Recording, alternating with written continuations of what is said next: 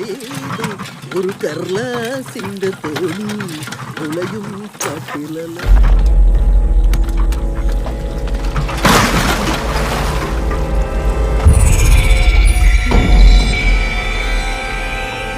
അയ്യോ അയ്യോ dead body, അയ്യോ ഡെഡ് ബോഡി, അയ്യോ. സാർ, ഇത് സെന്റ് തെരേസ ലോ കോളേജിൽ നിന്നാണ്. ഇവിടെ കോളേജിന്റെ ബാക്ക് യാർഡിൽ ഒരു പെൺകുട്ടിയുടെ ബോഡി കണ്ടെത്തിയിട്ടുണ്ട്. ഓക്കെ, ഞങ്ങളിപ്പോൾ ഇങ്ങോട്ട് എത്താം.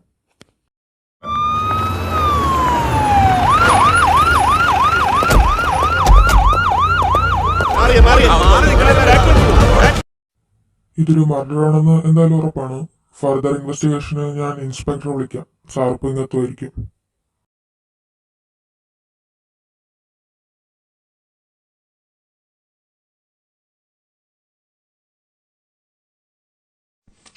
ഏയ്, നീ എഴുന്നേക്കണ്ട. പ്രോപ്പറായിട്ട് റെസ്റ്റ് എടുക്കണമെന്നല്ലേ ഡോക്ടർ പറഞ്ഞേ. നീ കിടന്നോ. ഷേ, ഇതിപ്പോ ആരാ ഈ നേരത്ത്?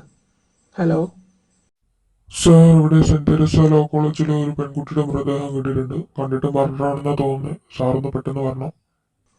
ഓ ഷേർ, 5 minutes, ഞാനിപ്പോൾ അങ്ങെത്തിയേക്കാം.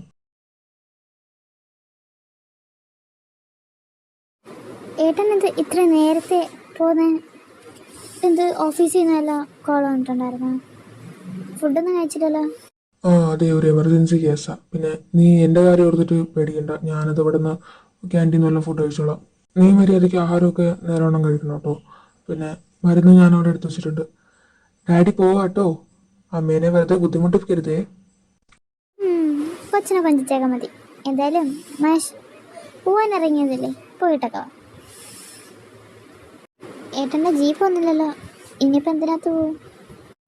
അതിനിപ്പോൾ കുഴപ്പമില്ല. ഞാൻ ഈ ബൈക്കിൽ എങ്ങാനും പോവാം. അല്ല എടാ, എന്താടാ അവിടെ പോലീസൊക്കെ ഉണ്ടല്ലോ? അറിയില്ലടാ, വാ പോയി നോക്കാം. അയ്യോ എടാ, ഇത് എമിയല്ലേ? ദൈവമേ, ഇവക്ക് എന്താ പറ്റി? എനിക്ക് വയ്യ സാർ. എന്താ ഇത്? ഞങ്ങൾ അവളുടെ ഫ്രണ്ട്സ് ആണ്. ഓ, ഇത് ഒരു മർഡർ ആണെന്നാ തോന്നുന്നേ. What murder? എന്താടാ അവിടെ ഒരു ആൾക്കൂട്ടം? എന്താ അവിടെ? അത് ജസ്റ്റ്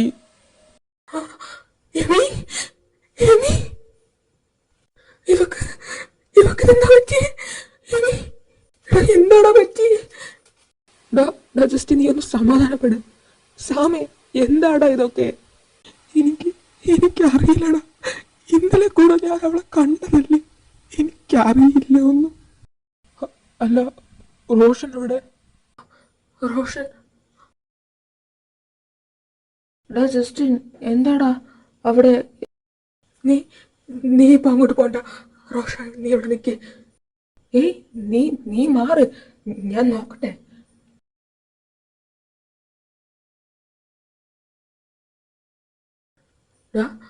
ഡെറക്കെ, ഇവളെന്താണ് ഇവിടെ കിടക്കുന്നേ? ഇന്നലെ എന്നോട് ഹോസ്റ്റലിൽ പോവാന്ന് പറഞ്ഞിട്ട് ഇവിടെ വന്ന് കിടക്കാനാണ് അവള് വന്നേ.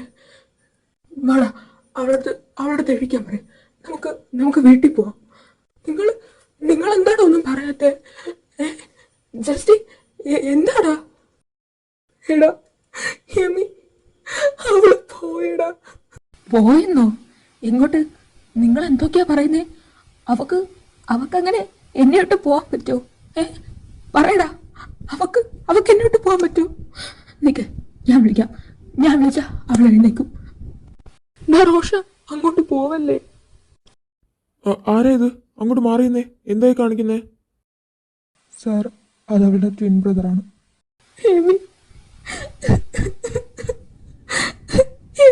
കണ്ണ് തുറക്കേമി.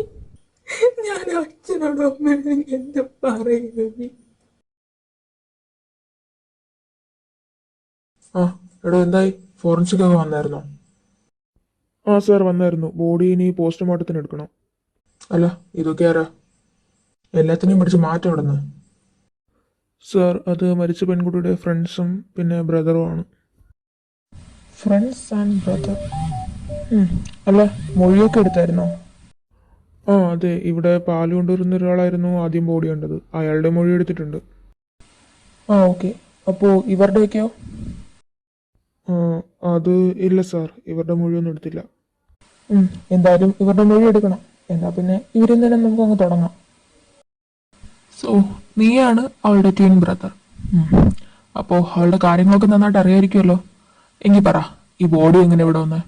സാർ സാർ എന്താ ഈ പറയുന്നേ? ഞാൻ എനിക്ക് എങ്ങനെ അറിയാനാ സാർ? ഇത് എമ്മിയുടെ ബ്രദറാണ്. അവൻ ഓൾറെഡി തകർന്നിരിക്കുക. സാർ പിന്നെ എന്തിനാ ഇങ്ങനെയൊക്കെ ബിഹേവ് ചെയ്യുന്നേ? അതിന് നീ ആരാടാ? ഞാൻ ക്വസ്റ്റ്യൻ ചെയ്യുന്നുണ്ടില്ലേ? സോറി സാർ, അവൻ പെട്ടെന്നുള്ള ഫ്രസ്ട്രേഷനിൽ ജസ്റ്റ് എന്താടാ ഇന്ന് മിണ്ടാതെ നിൽക്കേ. അല്ല, നീ എന്തിനാ ഇങ്ങനെ റേസ് ആവുന്നേ? നീ ആരാ അവളുടെ? അത് ഞങ്ങൾ ഫ്രണ്ട്സ് ആയിരുന്നു. ഫ്രണ്ട്സ്? എന്നിട്ടും ഇത്രയും ഫ്രണ്ട്സിന് ഇല്ലാത്ത കുഴപ്പമാണല്ലോ നിനക്ക്. സാർ അവര് നല്ല ക്ലോസ് ഫ്രണ്ട്സ് ആയിരുന്നു. ഓ, അവര് ക്ലോസ് ഫ്രണ്ട്സ് ആയിരുന്നല്ലേ? അപ്പൊ നിങ്ങളൊക്കെ ആരാ? ഞങ്ങളും അവളുടെ ഫ്രണ്ട്സ് ആയിരുന്നു. എല്ലാവരും ഫ്രണ്ട്സാ?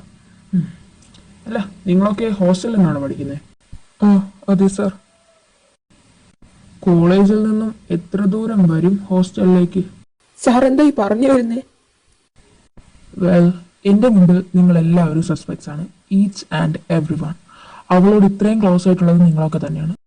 സോ ഫോർ ഫർദർ ക്വസ്റ്റ്യനിങ് എനിക്ക് നിങ്ങളെല്ലാവരെയും സ്റ്റേഷനിലേക്ക് കൊണ്ടുപോകേണ്ടി വരും. സാർ എന്താ ഈ പറയുന്നേ? അതിന് ഞങ്ങളൊന്നും ചെയ്തിട്ടില്ല. അതൊന്നും നിങ്ങളല്ല, ഞാനാ തീരുമാനിക്കുന്നത്. Arjun, take them to the station. Sir please, ഞങ്ങൾ പറയുന്നൊന്ന് കേക്ക്. ഞങ്ങൾക്കൊന്നും അറിയില്ല. പിന്നെ റോഷൻ, അറ്റ്ലീസ്റ്റ് അവനെങ്കിലും ഒന്ന് ഒഴിവാക്ക്. അവനവന്റെ ബ്രദർ അല്ലേ? അവൻ ഓൾറെഡി തകർന്നിരിക്കുക. കോപ്പേ, നീ മിണ്ടാതിരുന്നോ? അവളുടെ ബ്രദറോ ടിന്നോ ഒന്നും എനിക്കറിയണ്ട. ഈ കോളേജിലെ തല്ല് കേസുകൾ മൊത്തം എടുത്ത് നോക്കിയാൽ അതിൽ പകുതി മുക്കാലും അവന്റെയും നിങ്ങളുടെ ക്ലാസ്സിലുള്ളവന്മാരുടെയും തലയെ തന്നെ. അതുകൊണ്ട് കൂടുതലാരും പുണ്യാളം ചമയാനൊന്നും വരണ്ട. ഓക്കെ, ബട്ട് സാർ അറ്റ്ലീസ്റ്റ് അവളെ അവസാനമായിട്ട് ഇത് കാണാനെങ്കിലും സമ്മതിച്ചത്. Sir please. സാർ ബോഡി കൊണ്ടുവന്നതിന് ശേഷം ഞങ്ങൾ അങ്ങ് എത്താം. നിനക്കൊന്നും എന്താ പറഞ്ഞാൽ മനസ്സിലാവില്ലേ? പിടിച്ച് ജീപ്പി കയറ്റിടും എല്ലാത്തിനെ.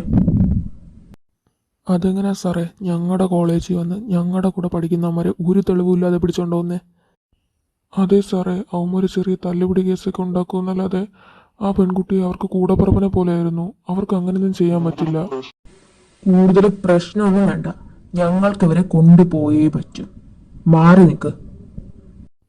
അങ്ങനെ കൊണ്ടുപോവാൻ ഞങ്ങൾ സമ്മതിക്കില്ലെങ്കിലോ? ഓരോ മാരണങ്ങള്. അർജുൻ, എല്ലാത്തിനും അടിച്ച് ഒതുക്കിയേക്ക്.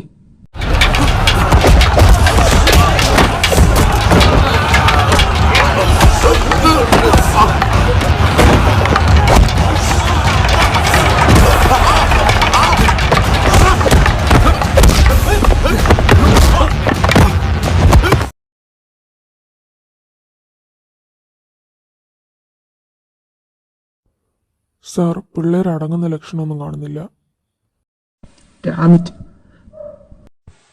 സാർ, താനാരാ? എന്ത് വേണം? സാർ, ഞാൻ ജസ്റ്റിൻ്റെ അപ്പനാണ്. അവരെ വിട്ടു തരാനാണെങ്കിൽ പറ്റില്ല. They all are suspects. I know sir, but എത്രയായാലും എമി അവരുടെ കൂടപ്പിറപ്പിനെ പോലെ അല്ലായിരുന്നു സാർ. അവൾ അവസാനം ഒരു നോക്ക് കാണാൻ അനുവദിക്കണം. എമിയുടെ പാരൻസ് ആകെ തകർന്നിരിക്കുകയാണ്. ഈ സമയത്ത് അവരുടെ മോനും കൂടി അടുത്തില്ലേ, അവർക്കത് സഹിക്കാൻ പറ്റില്ല. സോ സാർ പ്ലീസ്, ഇതൊരു അപേക്ഷയായി കാണണം. ഫ്യൂണറൽ കഴിഞ്ഞിട്ട് എന്തായാലും അവരെ സ്റ്റേഷനിലേക്ക് എത്തിക്കാം.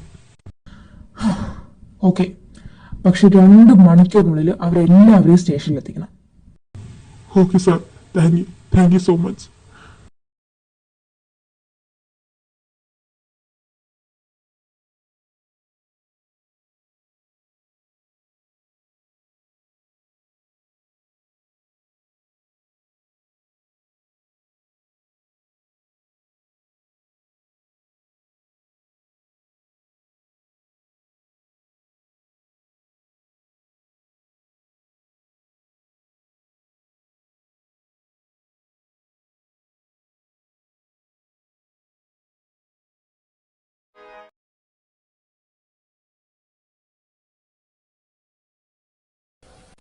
എമി, നീ നീ എന്നോട് പറഞ്ഞതല്ലേ അവിടെ പാരന്റ്സിന്റെ അടുത്ത് പറയാം നമ്മുടെ കാര്യം. എന്തൊക്കെ സ്വപ്നങ്ങളായിരുന്നടി നമുക്ക്. എന്നിട്ട് അതെല്ലാം ഇവിടെ ആക്കിയിട്ട് നീ പോയല്ലോ എമി. എന്ത് പ്രശ്നത്തിലും നിന്റെ കൂടെ ഞാൻ കാണുന്നു വിചാരിച്ചിട്ട് എനിക്ക് ഇതിന് മാത്രമൊന്നും ചെയ്യാൻ പറ്റിയില്ലല്ലോ Emi. I'm sorry. Emi, എന്റെ പൊന്നു മോളെ കണ്ണു തുറക്ക്. എന്റെ കുഞ്ഞിന് ഈ ഒരു ഗതി വരുത്തിയില്ലോ എന്റെ ഈശ്വരൻ. ഞാനിത് എങ്ങനെ സഹിക്കും? കണ്ണു തുറക്ക് മോളെ. ഏട്ടാ ഏട്ടാ നോക്ക്, നമ്മുടെ മോള് കിടക്കുന്നത് കണ്ടില്ലേ? സാറ, നീ നീ ഇങ്ങനെ കരയാതെ. അവൾക്ക് അവൾക്ക് ഇത്ര ആയുസേ ഉള്ളൂ എന്ന് നമുക്ക് വിചാരിക്കാം. എന്നാലും അവർക്ക് ഒരു ദ്രോഹം ചെയ്യാത്ത എന്റെ കുട്ടിക്ക് തന്നെ ഈ ഗതി വരുത്തിയില്ലോ. ഈ പാവം എന്ത് തെറ്റാ ചെയ്ത്.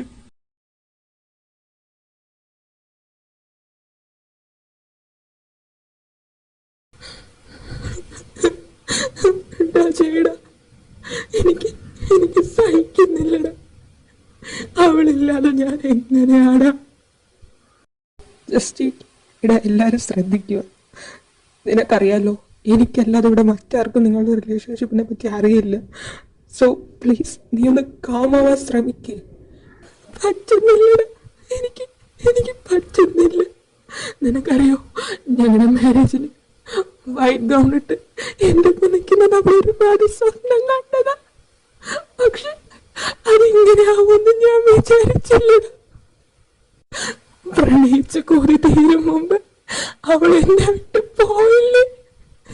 എടാ, നിങ്ങളെല്ലാരും ഇങ്ങനെ തളർന്നാൽ എങ്ങനാ? റോഷൻ അവനാകെ സമനില തെറ്റിയണക്കാ പെരുമാറുന്നത്. എനിക്കതൊന്നും കാണാൻ വയ്യ. എമി, കണ്ണു തുറക്കടി.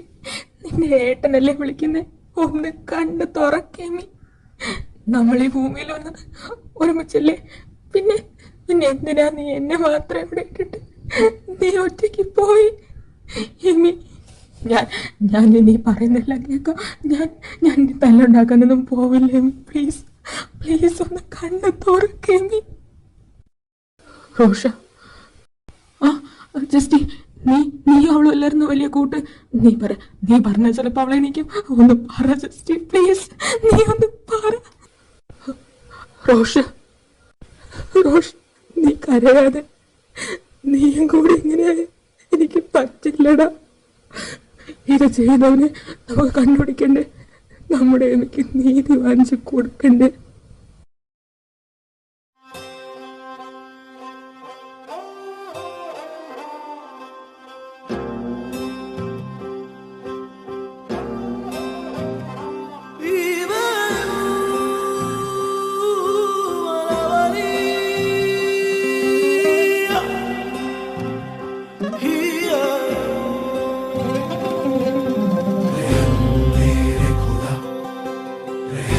मेरे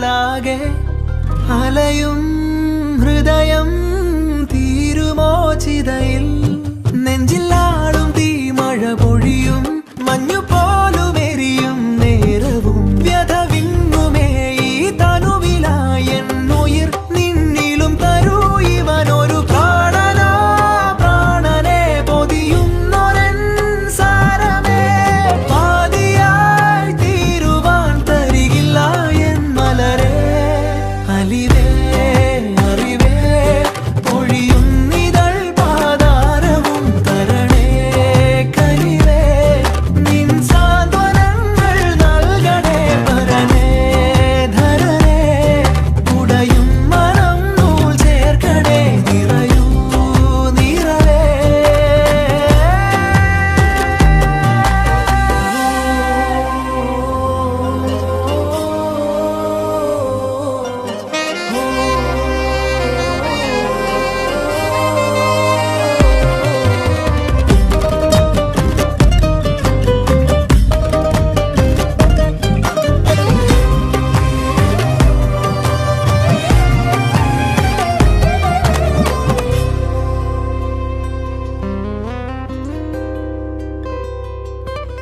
തേടുമൊരു തണലേ നീ മാർവിലോ മുറിവേകി ഒഴുകും രണമോ നീ വാങ്ങും നേർച്ച ഇതോ പകലിരവു